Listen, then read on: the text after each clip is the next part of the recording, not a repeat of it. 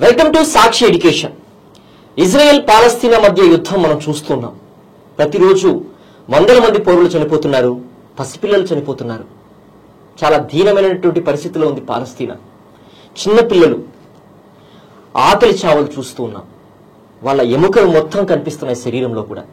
ఇంతటి దారుణమైన పరిస్థితుల్లో ఈ యొక్క 21st సెంచరీలో కూడా జరుగుతోంది అంటే యుఎన్ఓ లాంటి ఆర్గనైజేషన్స్ కూడా ఆపలేకపోతున్నాయి. అగ్రదేశాలను చెప్పుకునేటువంటి సంస్థలు కూడా ఆపలేకపోతున్నాయి. దీనికి కారణం ఎవరు, కారకులు ఎవరు? ఈ కరెంట్ టాపిక్స్ పైన మాట్లాడడానికి మనతో ఇవాళ civils mentor, international relations faculty Manoj Reddy గారు ఉన్నారు. వారిని అడిగి అసలు కారణం ఏంటి, ఎన్ని సంవత్సరాల పాటు ఇంకా ఈ వార్ కొనసాగే అవకాశం ఉంది, డొనాల్డ్ ట్రంప్ కూడా వెంటనే యుక్రెయిన్ రష్యా వార్ ముగింపు పలిగిన తర్వాత వెంటనే నేను ఇజ్రాయెల్ పాలస్తీనా అంశంపై కూడా ఇరు దేశాలతో కూడా చర్చలు జరుపుతా అని చెప్తున్నారు. సో ఈ చర్చలు ఎలా ఉండబోతాయనేటువంటి వివరాలు కూడా మనం ఈ ఇంటర్వ్యూ ద్వారా మనోజ్ రెడ్డి గారి ద్వారా తెలుసుకుందాం. సార్ నమస్తే. సార్ నమస్తే. నమస్తే సార్. అండ్ వార్ అనేటువంటిది చూస్తే సంవత్సరాల కాలం పాటు జరుగుతూనే ఉంది. చాలా ఇయర్స్ నుంచి చూస్తే ఇజ్రాయెల్ పాలస్తీనా కాన్ఫ్లిక్ట్ చూస్తున్నాం, అండ్ యుక్రెయిన్ రష్యా కాన్ఫ్లిక్ట్ చూస్తున్నాం. అండ్ వెస్టర్న్ కంట్రీస్ కి సంబంధించినటువంటి అమెరికా కంట్రీ కూడా ఏంటంటే ఇక పీస్ కోసం ప్రయత్నిస్తున్నప్పటికీ కూడా ఇప్పుడు కొద్దిగా ఫలితాలు ఇచ్చేటువంటి అవకాశం కనిపిస్తుంది. ఎందుకంటే టారిఫ్ వార్స్ అని మరొకటని దీని ద్వారా. So coming to Israel Palestine conflict, అసలు ఎక్కడ ఈ యొక్క ఇజ్రాయెల్ పాలస్తీనా కాన్ఫ్లిక్ట్ కి కారణం ఏర్పడింది సార్? అండ్ ఎప్పటి నుంచి ఒక వార్ కంటిన్యూ అవుతోంది? ఇరు దేశాల మధ్య కాన్ఫ్లిక్ట్ గురించి మీ అభిప్రాయం ఏంటి సార్? ఒకటి, when we talk about the conflict, నేను మా స్టూడెంట్స్ కి కానీ లేకపోతే మన ప్రేక్షకులకు కానీ నేను చెప్పాలనుకుంటుంది ఏంటంటే, first know where the conflict is happening. మనం చూసుకుంటే the conflict is happening somewhere in something known as middle east దేశాలు, అంటే గల్ఫ్ దేశాల్లో, గల్ఫ్ దేశాలకి ఈస్ట్ పార్ట్ లో, తర్వాత ఈజిప్ట్ యొక్క వెస్ట్ పార్ట్ లో ఇజ్రాయెల్ అని చెప్పేసి ఒక కంట్రీ ఉంది. There the conflict is happening, and this పాలస్తీనా is a integral part of Israel. మనము further we go into this interview, we will come to know about the situation which led to this. అంటే ఒక కంట్రీలో ఇంకో country ఉండడం ఏంటి అని చెప్పేసి మీకు డౌట్ రావచ్చు. జనరల్ గా ఒక కంట్రీ ఇంకో కంట్రీ సపరేట్ గా ఉంటాయి. ఇప్పుడు చూడండి, ఉక్రెయిన్ రష్యా బయట ఉన్నాయి, ఇండియా పాకిస్తాన్ బయట ఉన్నాయి. ఈ ఇజ్రాయెల్ పాలస్తీనా లోపల ఎందుకుంది? ఇంకొకటి, పాలస్తీనా it's not just one entity, it is two entities. Again మీరు ఎప్పుడు వింటుంటారు గాజా అనే పేరు వింటుంటారు, వెస్ట్ బ్యాంక్ అనే పేరు వింటుంటారు. అసలు గాజా అంటే ఏంటి, వెస్ట్ బ్యాంక్ అంటే ఏంటి అని మీకు డౌట్ వస్తుంటుంది. బేసికల్ గా ఈ కాన్ఫ్లిక్ట్ ఇప్పుడు ఇజ్రాయెల్ లోపల జరుగుతుంది. ఇజ్రాయెల్లో అంతర్గతంగా రెండు భాగాలు ఉన్నాయి. ఒక భాగం పేరు వెస్ట్ బ్యాంక్ అండ్ ఇంకో భాగం పేరు గాజా. మన కాన్ఫ్లిక్ట్ మొత్తం ఇప్పుడు గాజాలో జరుగుతుంది. Gaza is under the control of a terrorist organisation. Terrorist organisation direct గా మనం అనలేము, it's an organisation. Radical elements ఉన్నాయి. ఇంకొకటి, వాయిలెంట్ మీన్స్ యూజ్ చేస్తున్నారు. అంటే మాకు ఒక సపరేట్ కంట్రీ కావాలి అని చెప్పేసి ఒక వాయిలెంట్ మెథడ్ యూజ్ చేస్తున్నారు. లైక్ సార్ పర్సే మీరు ఇప్పుడు చూడండి, ఖలిస్తాన్ మూవ్మెంట్ అనేది జరిగింది ఇండియాలో 1984లో. వాళ్ళు ఏంటంటే సపరేట్ పంజాబ్ కావాలి మాకు అని చెప్పేసి వాళ్ళు ఇంటిగ్రల్ గా ఉంటూనే యుద్ధం చేయడం జరిగింది. అదే విధంగా ఈ గాజా వాళ్ళు పొలిటికల్ అసాసినేషన్స్ కానీ, మిలిటరీ యాక్టివిటీస్ కానీ చేస్తూ, తర్వాత హ్యూమన్ బాంబ్స్ ఇలాంటివి చేస్తూ మాకు ఒక సపరేట్ పాలస్తీనా కావాలి అని చెప్పేసి వీళ్ళని అడగడం జరుగుతుంది. And Israel is not liking this thing. అందుకనే ఈ కాన్ఫ్లిక్ట్ చాలా ఏళ్ళ నుంచి జరుగుతుంది. ఇంకొక భాగం కూడా ఉంది ఇజ్రాయిల్ లోపల, అది వచ్చేసి వెస్టర్న్ రీజియన్ లో ఉంది ఇజ్రాయిల్ కి. For this reason it's known as West Bank, because it's on the western bank of river Jordan అనే కంట్రీ ఉందండి. జోర్దాన్ పక్కన ఇజ్రాయెల్ ఉంది. వీటి ఇద్దరి మధ్యలో ఒక రీజన్ ఉంది, it's known as West bank.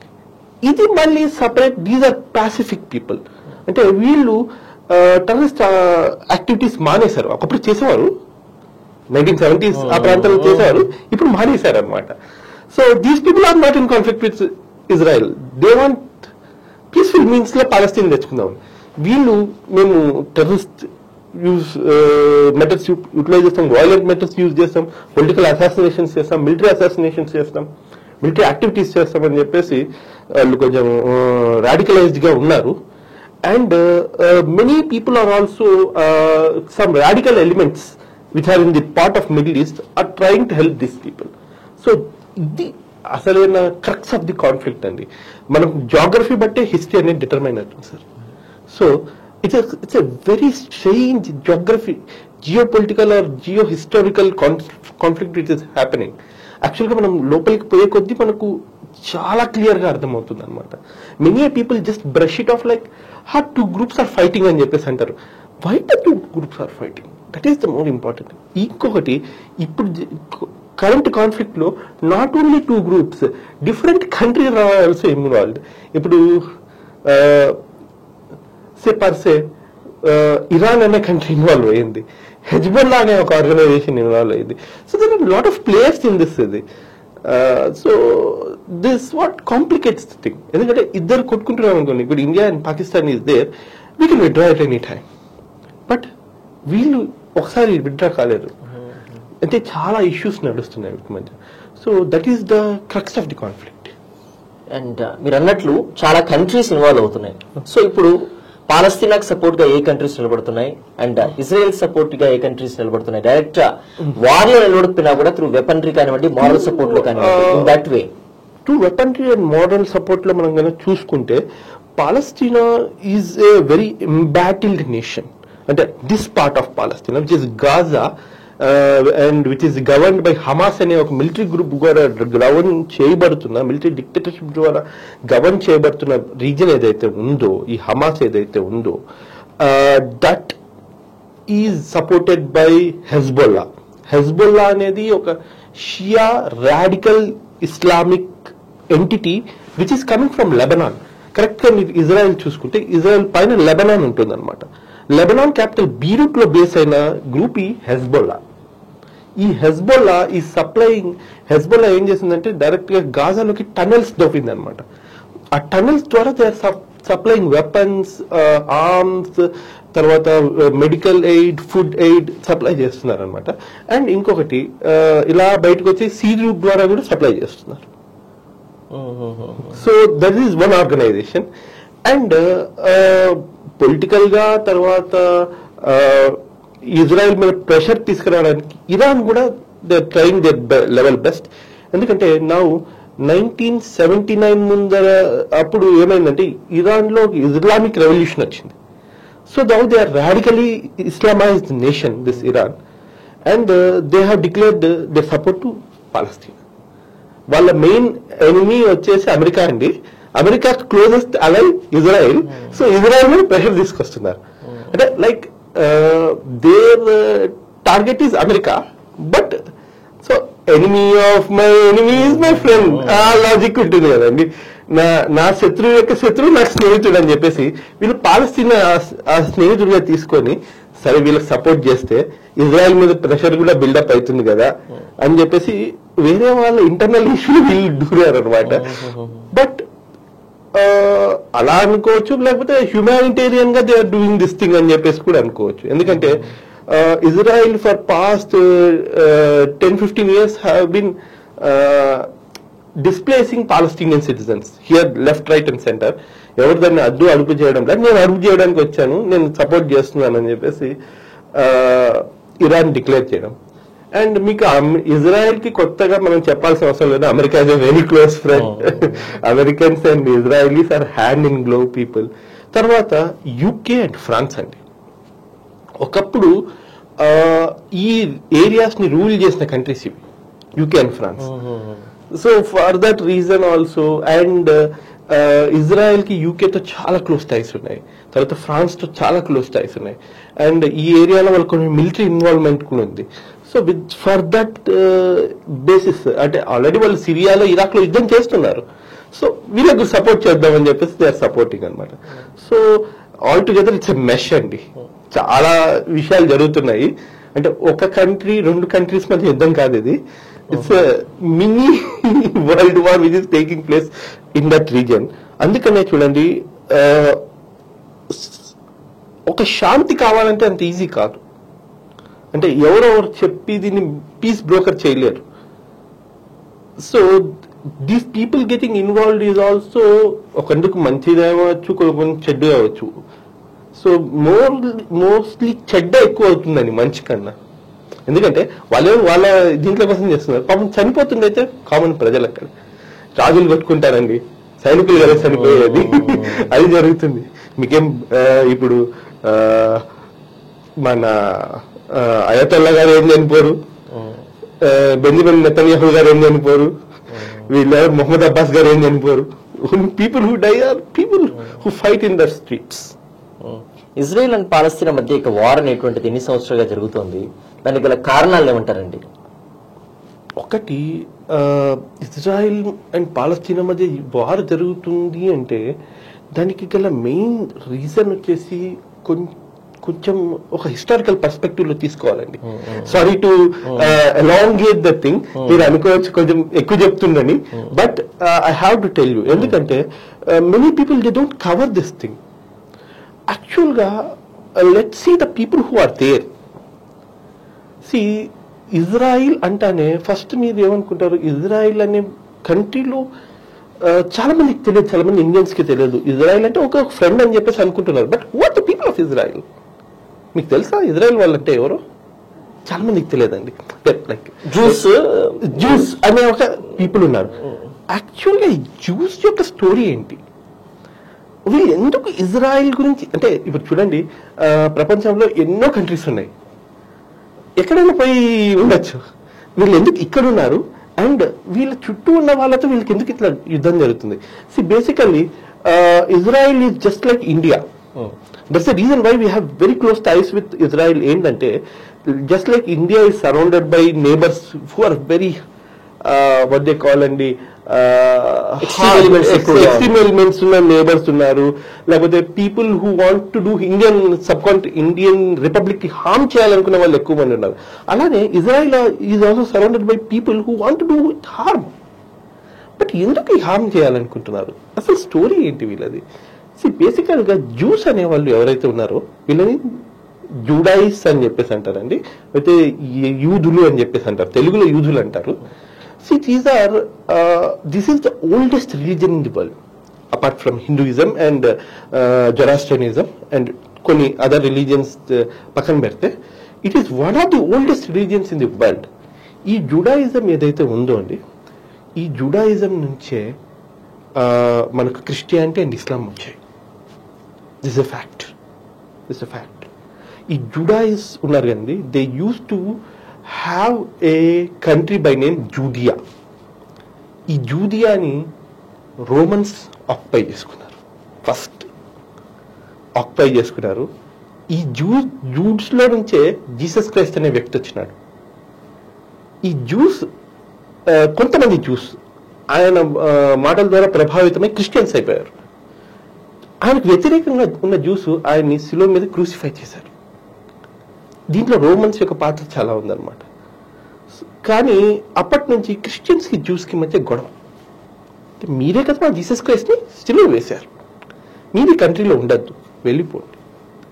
So వాళ్ళు భయపడి అక్కడి నుంచి వెళ్ళిపోవడం జరిగిందనమాట. వెళ్ళిపోయి యూరోప్ లో డిఫరెంట్ పార్ట్స్ లో సెటిల్ అయ్యారు. ఇంకొకటి, Jews are very highly intelligent people and apart from that they are economically savvy people. ఎందుకంటే జుడాయిస్ రిలీజియన్ లో usury is not a sin. Usury అంటే వడ్డీ వ్యాపారం అండి. వాళ్ళు యూరోప్ లోకి వెళ్ళిన తర్వాత the first thing they picked up is వడ్డీ వ్యాపారం. So to say modern banks యొక్క ఫౌండర్స్ అందరూ వీళ్ళే, మీరు చూసే. సో వాళ్ళు బిజినెస్ అండ్ ఎకనామిక్ సెక్టర్ మీద చాలా మంచి గ్రిప్ ఉండేది వాళ్ళకు. ఇలాంటి టైంలో యూరోప్ లో కూడా క్రిస్టియానిటీ స్ప్రెడ్ అవ్వడం, మళ్ళీ అక్కడ కూడా వాళ్ళని టార్చర్ చేయడం స్టార్ట్ చేశారు. ఇలాంటి టైంలో ఏమైందంటే వాళ్ళు ఈస్టర్న్ యూరోప్ కి షిఫ్ట్ అయినారు. తర్వాత ఒట్టోమన్ టర్కిష్ ఎంపైర్ లోకి షిఫ్ట్ అయ్యారు. మెల్లగా ఈ జుడేయా ప్రావిన్స్ ఏదైతే చేతులు మారి ఒట్టోమన్ టర్కిష్ డైనాసిటీ చేతికెళ్ళింది. 15th సెంచరీలో వీళ్ళందరూ వచ్చి ఇక్కడ సెటిల్ అవ్వడం స్టార్ట్ అయ్యారు, జెరూసలేంలో సెటిల్ అవ్వడం స్టార్ట్ అయ్యారు. ఇది ఇలా నడుస్తుండగా ఏమైందంటే మెల్లగా వీళ్ళకు ఒక చైతన్యం కలిగింది. మనల్ని మొత్తం యూరోప్ మీద మనల్ని ఎక్కడ పడితే అక్కడ తరుముతున్నారు. క్రిస్టియానిటీ ఎక్కడ వస్తుందో అక్కడ నుంచి జ్యూస్ పరారెడుతున్నారు అన్నమాట. ఇలా కాదు, మనం ఒక మనకంటూ కంట్రీ ఉండాలి. మనకు కంట్రీ ఉంటే బాగుండు కదా, మనకంటూ ఒక కంట్రీ ఉంటే ఇది ఉంటుంది కదా, దానికి ఒక మనకు ఒక ఐడెంటిటీ అండ్ ఒక సేఫ్టీ కూడా. That's a very important thing. So around 1800s ప్రాంతంలో ఏమైందంటే రాత్ చైల్డ్ అనే ఒక ఫ్యామిలీ రైజ్ అయిందనమాట. They are the bankers to kings and queens of England. తర్వాత థియేటర్ హర్జల్ అని చెప్పేసి ఒక సోషల్ ఫిలాసఫర్ ఉన్నాడు అండ్ ఇది also social scientist and sort of modern day prophet అని చెప్పుకోవచ్చు ఇజ్రాయెల్ వాళ్ళకు. సో ఈయన ఏం చెప్పాడంటే మనకు ఒక హోమ్ ల్యాండ్ కావాలి, జూయిష్ హోమ్ ల్యాండ్ కావాలి అని చెప్పేసి he wanted to buy this homeland from Ottoman Turkish empire. Ottoman Turkish sultan, he was the caliph of Muslims అని చెప్పాడు. అలా ఎలా ఇచ్చేస్తాం, ఎందుకంటే what you are asking is Jerusalem ఉంది ఆ ఏరియాలో, అలా ఎలా ఇచ్చేస్తాం. And he was alarmed. వీళ్ళకి ఎలాంటి పర్మిషన్ లేదు, ఇప్పటి నుంచి జ్యూస్ ని చాలా జాగ్రత్తగా అబ్జర్వ్ చేయండి. They want a home land it seems, నేను హోమ్ ల్యాండ్ ఇవ్వను వీళ్ళకు. ఇలాంటి టైంలో ఏమైందంటే వరల్డ్ వార్ 1 వచ్చిందండి. 1914 to 1918 ప్రచండ యుద్ధం జరిగింది. ఈ టైంలో మనకి ఏమైందంటే బాల్ఫోర్ అని చెప్పేసి there is a British PM. ఆయన ఏం చేశారంటే ఒక డిక్లరేషన్ ఇచ్చారు 1917లో, మాకు గాన జూయిష్ పీపుల్ సపోర్ట్ చేస్తే వాళ్ళకు హోమ్ ల్యాండ్ ఇస్తాము అని చెప్పేసి. ఇది వుడ్రో విల్సన్, తర్వాత విన్స్టన్ చర్చిల్ కూడా. Winston Churchill was first lord of admiralty, అంటే ఇంకా అప్పుడు పిఎం కాలే ఆయన, ఇంకా వరల్డ్ వార్ 1 ఈ ప్రాంతం అంటే చిన్నగా ఉన్నారు, యంగ్ ఉన్నారు. ఫస్ట్ లార్డ్ ఆఫ్ అడ్మిరాలిటీ అనమాట. Whereas Woodrow Wilson is the president of America. వీళ్ళు కూడా దే కౌంటర్ సైన్డ్ ఇట్, అంటే ఖచ్చితంగా వీళ్ళకు హోమ్ ల్యాండ్ ఇద్దాము, like they have been persecuted. But దాంట్లో చిన్న మళ్ళీ ఒక ఏ కండిషన్ బి ఉందన్నమాట. ఏంటంటే this is just home of Jews, not a country, home of Jews. And people who are practising Islam or Christianity, their religious freedom is guaranteed again. చూడండి, ఇవన్నీ ఎట్లాంటివి అంటే బ్రిటిష్ వాళ్ళవి కొంచెం విచిత్రంగా ఉంటాయి. మీరు ఎప్పుడైనా చూడండి, బ్రిటిష్ రూల్ చేసిన ఏరియాస్ లో మీరు గమనించండి, ఎప్పుడూ ఒక 2 తెగలు కొట్టుకుంటుంటాయి. మీరు గమనించారా? ఇప్పుడు ఇండియా పాకిస్తాన్, మీరు రవాండాకి పోతే హూతీలు తూతీలు అని చెప్పేసి కొట్టుకుంటుంటారు. అట్లా ఇప్పుడు ఇజ్రాయెల్లో ఇప్పుడు పాలస్తీన్ ఇజ్రాయెల్ కొట్టుకుంటారు. ఎవరు రీజన్? బ్రిటిష్ వాళ్ళు ఎక్కడైతే ఏలుబడి చేస్తారో వాళ్ళు డివైడ్ అండ్ రూల్ పాలసీ పెడతారు. ఆల్రెడీ పాలస్తీనియన్స్ అందరూ మంచిగా ఉన్నారు. వీళ్ళు ఏం చేస్తున్నారంటే ఇజ్రాయలీస్ ని ఇంట్రడ్యూస్ చేద్దాము, వీళ్ళకు ఒక గ్రిప్ వస్తుంది ఈ ఏరియాలో అని చెప్పేసి 1918 యుద్ధం వాళ్ళు గెలిచారు. తర్వాత మెల్లగా ఇజ్రాయెల్ ఇమిగ్రేషన్, జ్యూస్ యొక్క immigration from Europe to this region allow చేశారు. వీళ్ళు ఇక్కడికి వచ్చి ఆల్రెడీ ఉన్న జ్యూస్ కాకుండా వీళ్ళు కొత్తగా జ్యూస్ ని అలో చేశారు అనమాట. మెల్లగా జ్యూయిష్ పాపులేషన్ పెరగడం స్టార్ట్ అయింది. ఈ క్రిస్టియన్స్ అండ్ ఇస్లామిక్ పాపులేషన్ తగ్గడం మొదలైంది అనమాట. అంటే ఒక లెవెల్కి వచ్చేసారండి, 50% అంటారు కదా, ఆ ఫార్మాట్ లోకి వస్తూ ఉన్నారనమాట. ఇలాంటి టైంలో but most of the Jews are not attracted to this area. ఎందుకంటే కాన్ఫ్లిక్ట్ ఏరియా, డ్రై ఏరియా. మీరు ఇప్పుడు ఇజ్రాయెల్ చూడండి, ఇజ్రాయెల్ పాలస్తీనా కాదు, మొత్తం గల్ఫ్ రీజన్ లో చూడండి, ఏడా నీళ్ళు లేవు కదా, బేసికల్ గా వాటర్ లేదు. ఇంకొక తమాషా ఏంటంటే గల్ఫ్ లో కనీసం ఆయిల్ ఉంది, ఇజ్రాయెల్ లో ఆయిల్ కూడా లేదు. చాలా సార్లు డేవిడ్ బెన్ గురియన్ గారు అని చెప్పేసి ఇజ్రాయెల్ ప్రైమ్ మినిస్టర్, ఆయన నవ్వుతూ అన్నాడు అనమాట, దేవుడు మమ్మల్ని ఎంత పరీక్షిస్తున్నానంటే అన్ని కనీసం అరబ్ కంట్రీస్ కి ఆయిల్ ఇచ్చినాను, మాకు ఆయిల్ కూడా లేదు. అదే ఆయన బాధ అనమాట. సో ఆయిల్ కూడా లేని కంట్రీ ఎందుకు మనం పోవాలి దీనికి అని చెప్పేసి ఒక పాయింట్ ఉంది అనమాట. బట్ ఇది మొత్తం ఒకసారి డ్రాస్టికల్ గా చేంజ్ అవుతుంది. ఎందుకంటే మీకు ఆఫ్టర్ 1918 ఏమవుతుందంటే, ఈ బాల్ఫోర్ డిక్లరేషన్ చదివిన తర్వాత జర్మన్స్ ఉన్నారు కదండి, జర్మన్స్ ఈ యుద్ధంలో ఓడిపోయారు. జర్మన్స్ లో ఒక గ్రూప్ ఉందండి, నాజీస్ అని చెప్పేసి అంటారు వాళ్ళని. దానికి లీడర్ వచ్చేసి అడాల్ఫ్ హిట్లర్ అనమాట. ఆయన ఏంటంటే ఓకే వీళ్ళు బ్రిటిష్ కి సపోర్ట్ చేస్తున్నారు, మరి జర్మనీలో ఉన్న జ్యూస్ కూడా సపోర్ట్ చేసి ఉంటారు కదా, సో మేము ఓడిపోవడానికి రీజన్ ఎవరు? జ్యూస్, జర్మనీలో ఉన్న జ్యూస్ అని చెప్పేసి వీళ్ళని రౌండ్ ఆఫ్ చేయడం మొదలు పెట్టాడు అనమాట. 1938లో ఎప్పుడైతే వీళ్ళ పార్టీ పవర్లోకి వచ్చిందో మెల్లగా జ్యూస్ ని తీసుకొని కాన్సన్ట్రేషన్ క్యాంప్స్ అనే క్యాంప్స్ కి పంపించి వాళ్ళని చంపడము మార్చి ఇప్పుడు జరుగుతున్న గాజా ఉంది కదండి, దట్ ఈస్ నథింగ్. ఇప్పుడు వాడు గ్యాస్ ఛాంబర్స్ లో అంతా చంపేయడం అనమాట. అట్లా చేస్తే దాదాపు 6 మిలియన్, 1 మిలియన్ అంటే 10 లక్షలండి, అలా దాదాపు 60 లక్షల జ్యూస్ చంపారు కాన్సన్ట్రేషన్ క్యాంప్స్ లో వేయడము. జెనోసైడ్ జైక్లాన్ బి అనే ఒక గ్యాస్ అండి. అదేంటంటే ఇది మన పశువుల్ని చంపడానికి వాడే గ్యాస్ అనమాట. పశువుల్ని పెయిన్లెస్ గా చంపాలని అదే హ్యూమన్స్ మీరు యూజ్ చేశారు, మనుషులు చనిపోయినారు. ఎట్లా అంటే అట్లా ఒక పెద్ద దీని హోలోకాస్ట్ అని చెప్పేసి అంటారండి జ్యూస్. దాదాపు 20 లక్షల మంది వేరే వాళ్ళు, 60 లక్షల మంది జ్యూసే చనిపోయారు అనమాట. దీని తర్వాత Jewish people they have decided, అమ్మో ఖచ్చితంగా మన కంట్రీ ఉండాలి. ఎందుకంటే they have economic prosperity, they have scientific knowledge. మీరు చూడండి వరల్డ్ లో Israel technology, defence, agriculture, physics and chemistry, fertilisers రంగంలో నంబర్ 1. అండ్ మీరు ఇప్పుడు గమనిస్తే మీరు మీకు ఫన్నీ థింగ్ చెప్తాను. మీరు ఒక లిస్ట్ తీసుకోండి, నోబెల్ లాస్ట్ 100 years లో నోబెల్ ప్రైజెస్ ఎవరికి వచ్చినాయని. more than 70 recipients will be Jewish. Albert Einstein is Jew, Niels Bohr is Jew, Rosalind Franklin is Jew.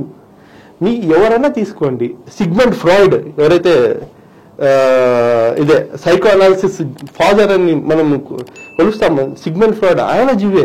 ఇట్లా చాలా మంది, ఫ్రిడ్జ్ హ్యాబర్ గ్యాస్ ప్రొడక్షన్, అదే CO2, ఇండస్ట్రియల్ CO2, తర్వాత industrial chlorine తయారు చేసిన హ్యాబర్ ప్రాసెస్ కనిపెట్టిన ఫ్రిడ్జ్ హేబర్ కూడా is also Jew. Jews are very prominent people. మనం ఇంత నాలెడ్జ్ పెట్టుకొని మనకి ఒక కంట్రీ లేకుండా పోయింది. We should get that country. అప్పుడేదో ప్రామిస్ చేశారు కదా, మళ్ళీ పోయి బ్రిటిష్ అడుగుదాం. And at this point Winston Churchill గారు కానీ, లేకపోతే FD రూజ్వెల్ట్ గారు కానీ, other world leaders are very sympathetic to Jewish people. అయ్యో మీ వాళ్ళు 60 లక్షల మంది అంటారా, ఖచ్చితంగా మీకు ఒక ల్యాండ్ ఉండాలి, మీకు హోమ్ ల్యాండ్ ఉండాలి. But the Palestinian people who are living in that region, they are not very happy with this thing. Already మీరు చాలా మంది వచ్చి ఉన్నారు, మీరు సపరేట్ వచ్చి ఉంటారు, మళ్ళీ దీన్ని 2గా డివైడ్ చేసి మీకు ఒక కంట్రీ ఇవ్వాలా? How is it possible? వీళ్ళు చెప్పడం ఏంటంటే, అయ్యా మేమేం కొత్తగా అడగడం లేదు, జీసస్ క్రైస్ట్ పీరియడ్ లోనే మేము ఇక్కడ ఉన్నాం, అప్పుడు ఏదో మమ్మల్ని తరిమేస్తే లేకపోతే ప్రాబ్లమ్స్ వల్ల మేము వెళ్ళిపోయాం, ఇప్పుడు రావాలనుకుంటున్నాం. చూడండి, దీన్నే వరల్డ్ పాలిటిక్స్ లో ఇరిడెన్షియిజం అని చెప్పేసి అంటారు. ఇరిడెన్షియిజం అంటే ఒకప్పుడు మా కంట్రీ యొక్క ఇన్ఫ్లుయెన్స్ ఉంది కదా, ఆ రీజన్స్ అన్ని ఇప్పుడు మాలో పార్ట్ అయితే బాగుంది అని చెప్పేసి ఒక వ్యూ పాయింట్ అనమాట. ముసోలిని పేరు వినింటారు మీరు. Actually he wanted to replicate Roman empire. Roman empire ఎంతవరకు స్ప్రెడ్ అయిందో అంతవరకు ఎంపైర్ క్రియేట్ చేయాలనేది ఆయన డ్రీమ్ అనమాట. సో వీళ్ళు ఏమంటారంటే, జ్యూస్, నేను ఇరిడెన్షియన్ గురించి కాదు, ఆల్రెడీ జ్యూస్ ఉన్నారు, మేము ఆ ఏరియాలో వచ్చి ఉండామని చెప్పేసి అనుకుంటున్నాం, మేము ల్యాండ్ పర్చేస్ చేస్తాం మీ దగ్గర నుంచి, డోంట్ అపోజ్ అస్. ఆల్రెడీ మేము చాలా సఫర్ అయి ఉన్నాం, మాకు సఫర్ కాకుండా ఇంకా మా సఫర్ కాకుండా చూడండి. లేదు we are not going to allow this thing. Especially issue ఎక్కడ వచ్చిందంటే అండి, జెరూసలేం అని చెప్పేసి ఒక సిటీ ఉంటుంది, which is the oldest city, one of the oldest cities. Varanasi, Rome ఆ ప్రాంతాలతో పోల్చుకుంటే it's one of that cities. ఒక 400 BC నుంచి ఉందండి, ఎగ్జిస్టెన్స్ లో ఉంది ఈ సిటీ, జెరూసలేం అని చెప్పేసి అంటారు. ఈ జెరూసలేంలో ఇస్లాం, క్రిస్టియానిటీ అండ్ జూడాయిజం కి సంబంధించి చాలా ఇంపార్టెంట్ లొకేషన్స్ ఉన్నాయి. వీళ్ళేంటంటే, మేము వస్తే జెరూసలేంలో కూడా మాకు ఒక పార్ట్ కావాలి అని చెప్పేసి అన్నారు. This is not going to happen. ఎందుకంటే మక్కా, మదీనా తర్వాత Al Aqsa mosque, Dome of the Rock mosque ఉన్న ఏరియా జెరూసలేం. ఈ ప్రాంతం మేము వేరే వాళ్ళకి ఎందుకు ఇస్తాం, వేరే వాళ్ళతో షేర్ కూడా ఎందుకు చేసుకుంటాం? మేము ఇప్పుడు తిరుపతిలోకి ఎవరైనా వస్తే మనం ఊరుకుంటాం, అట్లనే వీళ్ళు కూడా అనమాట. Why should we share with you? Vatican లోకి మీరు అన్యమతస్తులు వస్తే మీరు ఊరుకుంటారా? మేమెందుకు షేర్ చేసుకుంటాం, మేమెందుకు మీతో ఎదుగుంటాం? But due to British promises these people were let in to this country. మెల్లగా బ్రిటిష్, మీకు ఆల్రెడీ తెలుసు 1945 తర్వాత బ్రిటిష్ పరిస్థితి ఏందో, దానికి రూలింగ్ ఉన్న ఏ కంట్రీలో కూడా బ్రిటిష్ తన ఆధిపత్యం నిలబెట్టుకునే పొజిషన్లో లేదు. సైనికంగా, తర్వాత ఆర్థికంగా, తర్వాత మానసికంగా చాలా దెబ్బతినిపోయారు బ్రిటిష్ వాళ్ళు. ఎందుకంటే జపనీస్ తో ఓడిపోయారు, జర్మన్స్ తో ఓడిపోయారు, చివరికి ఎట్లా గెలిచారు, అమెరికన్ సహాయంతో రష్యన్ సహాయంతో గెలిచారు. కానీ మేము ఒక పెద్ద ఎంపైర్ హోల్డ్ చేయాలనే పొజిషన్లో లేరు ఇప్పుడు. సో వీళ్ళు మెల్లగా ఇక్కడ నుంచి విత్డ్రా అవ్వడం కూడా స్టార్ట్ అయ్యారనమాట. ఇలాంటి తరుణంలో 1947లో ఇజ్రాయిల్ జ్యూస్ ఎవరైతే అక్కడ ఉన్నారో, పాలస్తీనా రీజన్లో వచ్చి సెటిల్ అయిన జ్యూస్ ఉన్నారో, వాళ్ళు they declared Israel. See this is the starting conflict of region అండి.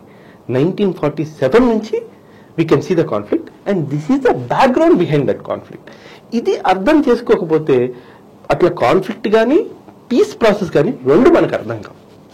అంటే మనం ఏ విధంగా ముందరికి వెళ్ళాలి, మనం ఏం చేస్తే మనం ముందరికి వెళ్ళగలము అనేది కూడా వీఆర్ అనేబుల్ టు ప్రాసెస్.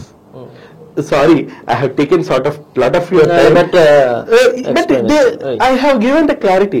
ఎందుకు కొట్టుకుంటున్నారు అనేది చాలా చిన్న విషయం. అంటే ఇప్పుడు మనం చిన్నపిల్లలు ఇద్దరు కొట్టుకుంటుంటారండి, టీచర్ లేసి రే ఎందుకు కొట్టుకుంటున్నా అని చెప్పేసి దండించడం వేరు, లేపి అరే ఎందుకు కొట్టుకుంటున్నారా అంటే వేరు, సార్ నా ఎరేజర్ తీసుకున్నాడు సార్, చిన్న రీజనే. యాక్చువల్ గా ఇది ఎరేజర్ కాదు, చాలా పెద్ద కాన్ఫ్లిక్ట్ నడుస్తుంది. But without knowing that thing it becomes highly dangerous. అంటే మనము ఇప్పుడు చూడండి, ఇండియా పాకిస్తాన్ మధ్య బార్డర్ గీసి వెళ్ళిపోయాడు వాడు, సార్ సిరిల్ రాడ్క్లిఫ్. ఇప్పుడు కూడా కొట్టుకుంటున్నాం.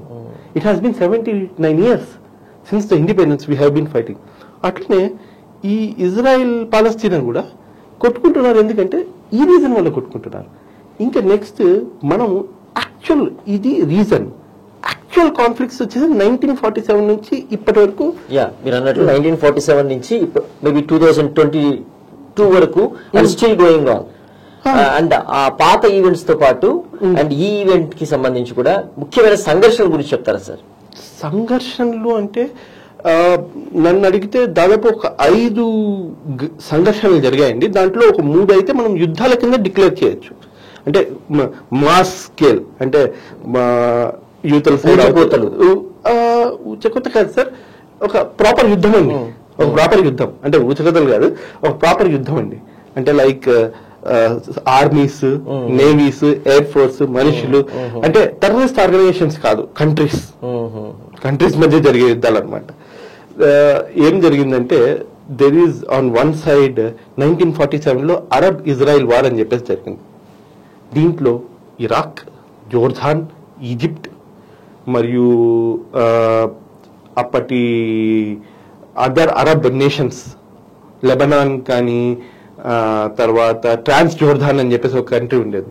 ఇప్పుడు విడిపోయి సపరేట్ కంట్రీస్ అయినాయి, యుఏఈ అట్లా అయినాయి. అవన్నీ ఒక సైడ్, ఇజ్రాయిల్ ఒక side. Israel supported by Americans and some other organisations, British organisations ఒక సైడ్. 1947లో యుద్ధం జరిగిందండి, ప్రచండ యుద్ధం జరిగింది.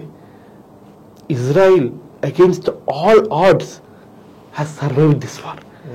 ఎక్స్పెక్ట్ చేయలేదు, ఎందుకంటే 6-7 countries are against this thing. అక్కడ మనం ఇజ్రాయిల్ యొక్క దీన్ని ఏమంటారండి desire to come in to existence మనం గమనించాలి. ఎందుకంటే they are fresh out of Hitler, were not happy with this thing.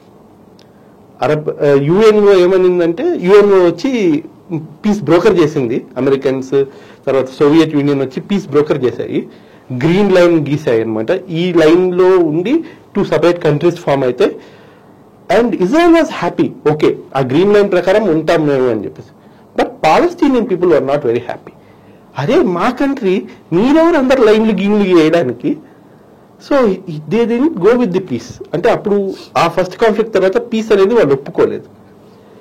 Next they started, వీళ్ళందరూ ఏంటంటే ఈ పాలస్తీనియన్ రెఫ్యూజీస్ గా వేరే కంట్రీస్ లోకి వెళ్ళిపోయారు. జోర్దాన్ లోకి వెళ్ళిపోయినారు, ఈజిప్ట్ లోకి వెళ్ళిపోయినారు, లెబనన్ లోకి వెళ్ళిపోయారు, తర్వాత మన ఇరాక్ లోకి వెళ్ళిపోయారు, సిరియాలోకి వెళ్ళిపోయారు. వెళ్ళిపోయి అక్కడి నుంచి ప్లాన్ చేయడం స్టార్ట్ చేస్తున్నారు. ఎలా అయినా సరే this country should be destroyed, ఈ కంట్రీని నామరూపాలు లేకుండా చేస్తామని చెప్పేసి మెల్లగా మిలిటరీ బిల్డప్ స్టార్ట్ చేశారనమాట. ఇలాంటి తరుణంలో ఏమైందంటే comes the second war which is known as 6-day war. పేరు విచిత్రంగా ఉంది కదండి. అంటే 6 రోజుల్లో యుద్ధం అయిపోతుందా? అంటే జనరల్ గా ఒక 1 month ఉంటుంది, 2 months ఉంది, లేదా 12 days ఉంటుంది. 6 days లో వార్ ఎలా అయిపోతుంది? 1947 లో స్టార్ట్ అయ్యి 1948 లో అయిపోయింది ఫస్ట్ అరబ్ ఇజ్రాయెల్ వార్. ఇదెందుకు 6 days లో జరిగిందండి? See, here we will come to know the ingenious nature of the Israeli people. Israel ki, just like how India has RA, Pakistan has ISI, and America has CIA, and Russia has KGB or FSB, Israel has a very powerful secret organization by name Mossad. పేరు వినింటారు. చాలా dangerous organisation, చాలా efficient organisation. పిట్ట కొంచెం కూతగనం అని చెప్పేసి వినింటారు కదండి తెలుగు సామెత. అది కరెక్ట్ గా మొసాద్ విషయంలో ఇదవుతుంది. మొసాద్ ఏజెంట్ ఒక ఆయన ఉన్నారు, ఎలీ కోహెన్ అని చెప్పేసి. ఆయన సిరియాలోకి చొరబడి సిరియాలో పెద్ద బిజినెస్ మ్యాన్ అయ్యి ఆల్మోస్ట్ ఆల్ వైస్ ప్రెసిడెంట్ కి అల్లుడయ్యే పొజిషన్ కి రీచ్ అయ్యాడు అనమాట. అందరూ స్టన్ అయిపోయారు. ఇతను మొత్తం సీక్రెట్స్ రివీల్ చేసేస్తున్నారు, అరబ్ సీక్రెట్స్ మొత్తం రివీల్ చేసేస్తున్నారు ఇజ్రాయెల్కి. వీళ్ళకి ఏం అర్థం కాలే. ఎందుకంటే by that time Israel had a very powerful air force which was provided by France. France provide చేసిన ఒక ఎయిర్ ఫోర్స్ ని యూజ్ చేసుకొని అన్ని ఇజ్రాయెల్ వచ్చేసి సిరియా, జోర్దాన్ అండ్ ఈజిప్ట్ మీద అటాక్ చేసేస్తున్నారు. ఉన్న ప్రాంతాలే కాదు, గాజా వెస్ట్ బ్యాంకే కాదు, ఈజిప్ట్ దగ్గర నుంచి సినాయ్ పెనిన్సులా, సిరియా దగ్గర నుంచి గోలాన్ హైట్స్ కూడా లాక్కుంది Israel. This is a wonderful victory for Israeli people. This is because of quality of the leaders అండి. ఎందుకంటే అప్పటికి David Ben Gurion, Golda Meir, Moshe Dayan లాంటి డైనమిక్ లీడర్స్ ఉన్నారనమాట. ఇలా జరిగినప్పుడు దానికి ప్రత్యర్య, ఇదొక చర్య అండి, దానికి ప్రత్యర్య ఉంటుంది కదా, Newton's law. every action has an equal and opposite reaction. So 1973లో ఏం చేశారంటే యోమ్ కిప్పుర్ వార్ అని చెప్పేసి జరిగింది. ఈ యోమ్ కిప్పుర్ వార్ వచ్చేసి, యోమ్ కిప్పుర్ అంటే ఏ విధంగా అయితే ముస్లిమ్స్ కి రంజాన్ ఉంటుందో, ఇజ్రాయిల్ వాళ్ళకి కూడా యోమ్ కిప్పుర్ అనే ఒక ఫెస్టివల్ ఉంటుంది. ఆ రోజు వాళ్ళు తినరు, ఫాస్ట్ చేస్తారు, దేవుని ప్రార్థన మందిరాల్లో ఉంటారు. ఆ రోజు వీళ్ళని అటాక్ చేశారు. ఈజిప్ట్ అటాక్ చేసింది, సిరియా జోర్దాన్ కూడా అటాక్ చేసింది అనమాట. మెయిన్ గా ఈజిప్ట్ అండ్ సిరియా అటాక్ చేసింది. ఈ యుద్ధం కొంచెం సర్ప్రైజింగ్ గా ఉన్న తర్వాత మెల్లగా ఫైట్ చేస్తూ ఒక ఇదికి వచ్చారనమాట, ఒక కంక్లూజన్కి వచ్చినారు. ఇక్కడ చాలా మటుకు ఈజిప్ట్ గెలిచిందనే చెప్పుకోవాలి. ఎందుకంటే సినాయ్ పెనిన్సులా వెనక్కి తీసుకోగలిగింది, సిరియా కూడా గెలిచింది, గోలాన్ హైట్స్ వెనక్కి తీసుకోగలిగింది, మళ్ళీ స్టేటస్ కోకి వచ్చిందనమాట. ఇది చూసి 1974 ప్రాంతంలో జిమ్మీ కార్టర్ గారు he broker some peace. Then president of USA Jimmy Carter గారు, లేదండి ఇట్లా కొట్టుకోవద్దని ఒక పీస్ ట్రీటీ చేస్తామని చెప్పేసి వాళ్ళు అట్లా కొట్టుకొని అంతా చేసి లాస్ట్ 1978లో క్యాంప్ డేవిడ్ అని చెప్పేసి ఒక ఏరియా ఉంటుందండి, విచ్ ఇస్ అమెరికన్ ప్రెసిడెంట్. మనకి ఇప్పుడు క్యాంప్ ఆఫీస్ అంటారు కదండి, మన సీఎం గారి క్యాంప్ ఆఫీస్ ఉంటుంది కదా, అదే విధంగా ఇక్కడ ప్రెసిడెంట్ ఆఫ్ యుఎస్ఏ కూడా క్యాంప్ ఆఫీస్ ఉంది, క్యాంప్ డేవిడ్ అంటారు దాన్ని. ఆ క్యాంప్ డేవిడ్ లో ఒక పీస్ ట్రీటీకి రావాలని చెప్పేసి ట్రై చేశారు. దాంట్లో ఏంటంటే మళ్ళీ సేమ్, మీకు వెస్ట్ బ్యాంక్ గాజా ఇచ్చేస్తాం, మీరు పీస్ఫుల్ గా ఉండండి. ఈజిప్ట్ కి వాళ్ళ సినాయ్ పెనిన్సులా ఇచ్చాం. Anwar Sadat was then the PM of Egypt presided over this thing and agree చేశారు, ఒప్పుకున్నారు. దీని తర్వాత ఏమైందంటే ఈజిప్ట్ కంప్లీట్ గా బయటికి దోసేసింది పాలస్తీనా. అంటే అరబ్ లీగ్ లో నుంచి బయటికి పంపించేస్తారు, అంటే మీరు ద్రోహం చేస్తున్నారు పాలస్తీనియన్స్ కి అగేన్స్ట్ గా అని చెప్పేసి. సో అక్కడితో ఈజిప్ట్ యొక్క ఇన్వాల్వ్మెంట్ ఈ కాన్ఫ్లిక్ట్ లో ఇదైపోతుంది. ఇప్పటి నుంచి ఓన్లీ ఇజ్రాయెల్ పాలస్తీనా ఉంటుంది. అండ్ ఇజ్రాయెల్ ఆల్సో సెడ్, మేమే ఫైట్ చేసుకుంటాం, ఇంకా అవసరం లేదు మీరు, all these Arab peoples get out of our country, మాకు జస్ట్ లాజిస్టికల్ సపోర్ట్ ఇవ్వండి, ఇక మీరే యుద్ధాలు చేయాల్సిన అవసరం లేదు, ఏ యుద్ధంలో మేము చేసుకుంటాం, we will fight the war. And Arab people were also somewhat, what they call for dissolution. ఎందుకంటే 3 యుద్ధాలు జరిగాయి. ఏ యుద్ధంలో they are unable to defeat Israel. They are also దాన్ని ఏమంటారండి, ఫ్రస్ట్రేట్ అయిపోయారండి. They also they are not going to fight this wars అనమాట. ఇలాంటి టైంలో PLO అనే ఆర్గనైజేషన్ యొక్క రైస్ మనం చూడొచ్చు. దీన్నే ఫతా ఫ్యాక్షన్ అని చెప్పేసి కూడా అంటారు, లేదా పాలస్తీనియన్ లిబరేషన్ ఆర్గనైజేషన్ అని చెప్పేసి అంటారు. దీని leader is very well known person, అందరికీ తెలిసిన వ్యక్తి. Is known as Yasser Arafat. చాలా మంది 1980s లో లేదా 1990s లో పేపర్ బాగా చదివే వాళ్ళకు చిరపరిచితుడు. And is a very good friend of India also, especially Indira Gandhi. And మన ఇండియన్ రూల్ ఎలా ఉండేది సార్? ఈ యొక్క ఇజ్రాయెల్ పాలస్తీనా కానివ్వండి, ఈ యొక్క నేషన్ వార్ లో కానివ్వండి, వాళ్ళ పీస్ టాక్స్ లో కానివ్వండి, మన ఇండియా రోల్ ఎలా ఉండేది? ఇండియా రోల్ అంటే నేను ఒకటే చెప్తానండి, ఇండియా యొక్క రోల్, మన ఇండియా రోల్ ఏదైతే ఉందో మనము 2 విషయాలు తీసుకోవాలి. మనము అప్పుడు వీవర్ 2 విషయాల మీద మనం దాన్ని ఏమంటారండి ఫోకస్ పెట్టాలన్నమాట. రోల్ నెంబర్ 1 వచ్చేసి నాన్ అలైన్డ్ మూవ్మెంట్. మనం నాన్ అలైన్డ్ మూవ్మెంట్ లో we are the founding members and పాలస్తీనా was also member of NAM. So నామ్గా మనం వాళ్ళకి సపోర్ట్ చేయడం అనేది మన ధర్మం. అది చేసుకుంటూ వచ్చినారు. నెహ్రూ గారు కానివ్వండి, ఇందిరాగాంధీ గారు కానివ్వండి, రాజీవ్ గాంధీ గారు కానివ్వండి, they supported NAM because NAM is the pet policy of India. And ఇంకోటి ఏంటంటే 1950 నుంచి కూడా మనం ఇజ్రాయెల్కి రికగ్నిషన్ ఇచ్చాం, కానీ అక్కడ ఎంబసీ పెట్టలేదు. బికాస్ వీఆర్ సపోర్టింగ్ పిఎల్ఓకి సపోర్ట్ చేయడం, మళ్ళీ ఇజ్రాయెల్కి 2 సపోర్ట్ చేయలేం. కాబట్టి మనము 1947 నుంచి 1992 వరకు కూడా we were hardcore Palestinian supporters and we supported PLO. Let me make it very clear to you, we never supported Hamas. ఇది ఒక చిన్న ఇది అండి distinction.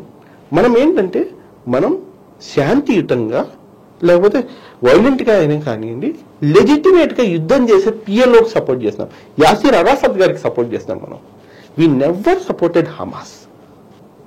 We were completely against Hamas. ఎందుకంటే policy of India or policy of USA is no negotiation with terrorists. We will never negotiate with terrorists. Terrorist people తో మనం negotiate చేయకూడదు, ఎప్పుడు చేయం కూడా. So we never supported Hamas, we only supported PLO. And ఇంకొకటి, మనం వీళ్ళని PLO support చేయడానికి ఇంకో రీజన్ కూడా ఉంది. ఏంటంటే most of the Arab league is Muslim. That is what it is.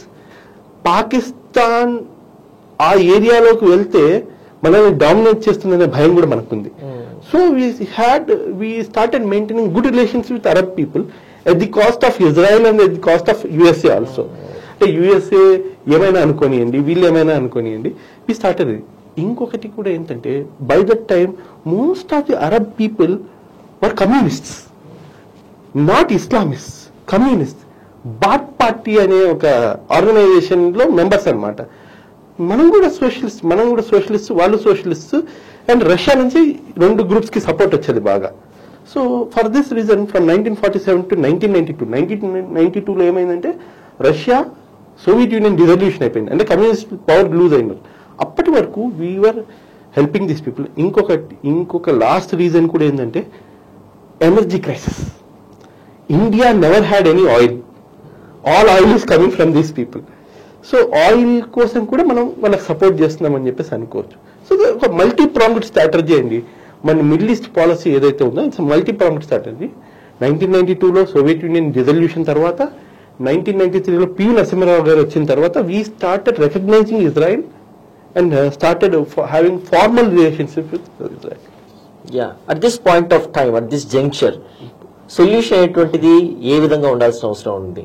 And Israel Palestine conflict అనేటువంటిది పరిష్కారం కావాలన్నా 2 నేషన్స్ కి దట్ ఇంటర్నేషనల్ వైజ్ గా మన యొక్క పొజిషన్ ఎలా ఉండాలి అండ్ కంట్రీస్ కి ఉండేటువంటి సొల్యూషన్స్ ఏంటి అనేటువంటిది అడిగితే what's your answer sir? My answer is like basically last 20 years have been very violent. ఎందుకంటే 2007లో Hamas has completely occupied Gaza, whereas PLO, which is moderate power, has been confined to west bank. And వీళ్ళు చేసే దురాగతాలండి, Israel స్టేట్కి against గా వీళ్ళు kidnaps చేస్తున్నారు, murders చేస్తున్నారు, rockets launch చేస్తున్నారు. Until and unless this activity ceases there can be no peace. నా opinion, నా దృష్టిలో అది Israel till now has been very patient. అంటే మీకు అనిపించవచ్చు అది చచ్చిపోతున్నారు జనాలు, నువ్వేం పేషెంట్గా ఉన్నావు అని చెప్పేసి మీరు అనొచ్చు. But with in that confines, అంటే 2007 నుంచి ఇప్పటి వరకు ఎన్నిసార్లు అటాక్ చేసినా కూడా ప్రజలని ఎక్కువగా బాధ పెట్టడంలే, టెర్రరిస్టుల మీద ఫోకస్ ఉంది వీళ్ళకు. మధ్యలో ప్రజలు చనిపోవడం జరుగుతుంది. Back in 2023 when Palestine Hamas organization directly attacked Israel using rockets, ఆ క్షణంలో Benjamin Netanyahu who is the prime minister of Israel, he is also a soldier. And ఒక హైజాక్ యాక్టివిటీలో ఆయన వాళ్ళ బ్రదర్ ఇద్దరు సోల్జర్స్ అండి. ఒక హైజాక్ యాక్టివిటీలో పీపుల్ని లిబరేట్ చేస్తూ వాళ్ళ అన్న చనిపోయారు అనమాట. ఆయనకి like he felt that same situation again. అరే లాస్ట్ 40 years నుంచి ఫైట్ చేస్తున్నా నేను, అప్పుడు మా అన్న చనిపోయినాడు, ఇప్పుడు నా ప్రజలు చనిపోతున్నారు. How long I will hold back by hand? ఈ చేయి వెనకాల కట్టేసి ఈ చేత్తోనే ఎంత యుద్ధం చేస్తాను నేను? Let me liberate this hand. ప్రజలు చనిపోవడం అనేది యుద్ధంలో సర్వసామాన్యసం అని చెప్పేసి 2023 నుంచి ఇప్పటి వరకు చాలా భయంకరమైన స్ట్రాటజీ యూజ్ చేస్తున్నారు. అదేంటంటే గాజాని చుట్టుముట్టేస్తాను, ప్రజల్ని ఫోర్స్ చేసి ఈ టెర్రరిస్టులను బయటికి లాగుతాను. అది వాళ్ళ స్ట్రాటజీ ఉందండి. So it's a violent strategy and these people are also responding in kind. And బయట ఇస్లామిక్ పీపుల్కి ఎలా కనిపిస్తుందంటే వీడికి కొంచెం విలన్లకి కనపడుతుండు.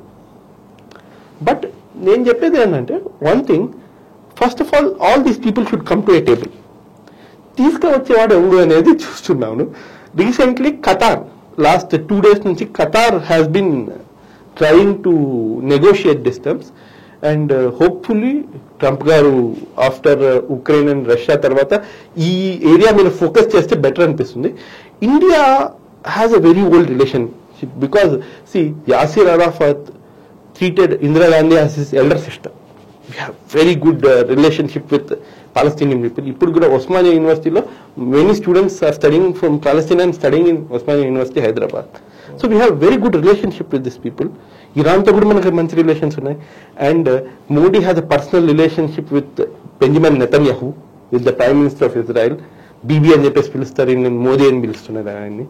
ఒక బ్రదర్లీ రిలేషన్షిప్ ఉంది. So I think India should sit between these two people, call them Mohammed Abbas గారిని, తర్వాత Hamas లీడర్లని పిలవాలి. Mohammad Abbas represents PLO, Hamas ని పిలవాలి, వీళ్ళని కూర్చోబెట్టాలి. ask them to see the reason of the thing. We are in 21st century. ఒక 2 nation theory ఏదైతే 1947లో 2 countries exist అవ్వచ్చు, 2 countries ఎగ్జిస్ట్ అవ్వచ్చు అండి. ఇప్పుడు మనము పాకిస్తాన్ ఎగ్జిస్ట్ అవుతున్నాం, శ్రీలంక బర్మా ఎగ్జిస్ట్ అవుతుంది, నార్త్ కొరియా సౌత్ కొరియా కూడా ఎగ్జిస్ట్ అవుతుంది. 2 భిన్న మనస్తత్వాలు ఉన్న కంట్రీస్ ఎగ్జిస్ట్ అవ్వచ్చు, భిన్న ప్రిన్సిపల్స్ ఉన్న కంట్రీస్ ఎగ్జిస్ట్ అవ్వచ్చు అనే విషయం వాళ్ళకి ఎక్స్ప్లెయిన్ చేయాలి. ఇన్ దట్ అవర్ సక్సెస్ లైస్ అని నా opinion. Thank you so much Manoj Reddy గారు. ఇజ్రాయెల్ పాలస్తీనా కాన్ఫ్లిక్ట్ గురించి చెప్పడం జరిగింది. కారణాలు ఏంటి, ఎప్పటి నుంచి ఒక కాన్ఫ్లిక్ట్ అనేటువంటిది ఇరు దేశాల మధ్య ప్రజల మధ్య జరుగుతూ వచ్చింది, and at the same time భారతదేశం యొక్క రోల్ ఏంటి, గతం నుంచి ఎలాంటి రిలేషన్స్ ఉండేటివి భారతదేశంలో ఉండేటువంటి ముఖ్యమైన నేతలకి ఆ దేశ అధినేతలకి అనేటువంటిది ఇంటర్వ్యూ ద్వారా చక్కగా చెప్పారు. And India also should take a role ఈ యొక్క వార్ ని, కాన్ఫ్లిక్ట్ ని ఎండ్ చేయడానికి కూడా. అటు ఇజ్రాయెల్ తో పాటు పాలస్తీనాతో కూడా మనకు మంచి రిలేషన్స్ ఉన్నాయి కనుక వెంటనే కూడా ఒక పీస్ టాక్స్ అనేటువంటి దానికి కూడా ఇండియా కూడా భాగస్వామ్యం అవ్వాలనేటువంటిది కూడా ఒక ఇంటర్వ్యూ ద్వారా కూడా మనం తెలియజేస్తాం. అండ్ దిస్ బేసికల్ గా భారతదేశానికి శాంతి దూత అని చెప్పేసి చాలా మంచి పేరు ఉంది యుఎన్ఓలో మనకు. The country which helps other countries to come to peace table అని చెప్పేసి ఒక ఇది ఉంది. మోదీ గారిని కూడా చాలా మంది దేశాధినేతలు ఒక గొప్ప వ్యక్తిగా, గొప్ప లీడర్ గా ట్రీట్ చేస్తున్నారు. So let's see how we will exploit this goodwill we have among the committee of the nations. Thank you so much, Thank you. And this is Ishwar for Sakshi Education.